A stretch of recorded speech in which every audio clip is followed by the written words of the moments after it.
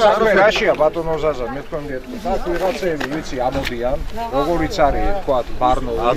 რომელიც არის ჩამოყალიბებული კრეტინი მაგრამ სამწუხაროდ ეს კრეტინი თქვენს უშიშროებაზე და თქვენს მთელ მაიმუნ ხელისუფლებაზე ახდენს გავლენას აი ეს არის ცული გამიგეთ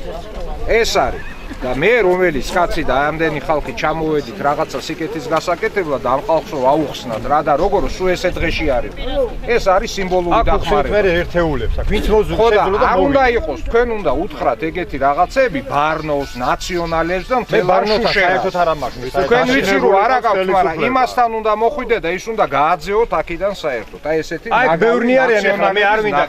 უშუალოდ ხელი დავადო რომ რომელიმეს რომ ბარნოვის გვერდზე ზის და პურსას ჭამს რო იწოდე ჭამოს მაგრამ პოლიტიკაში მეხლაებას ერთმე პესოქსა და ფილსა შეჭამოს მაგრამ პოლიტიკაში ნუ ჩაერევი უნდა ეგ ზუსტად მითხარი ახლა ის ადგე და წავიდეს მაშინ და თავის და სანამ მე რა ვიწავა არა აი თავის და წავიდეს ისა ვიც ბარნოვის გვერდზეა წავიდეს და მაშინ ნუ გამოვაკაჩერდება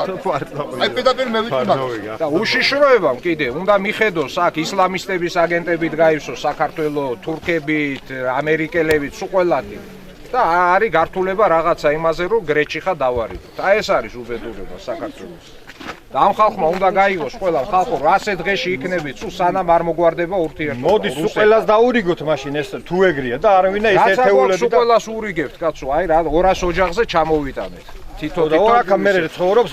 200 ოჯახი მარტო კირბალში და ეს 430 რა ვით გაჭირებული ხალხი ვიცი აქ არის 700 ოჯახი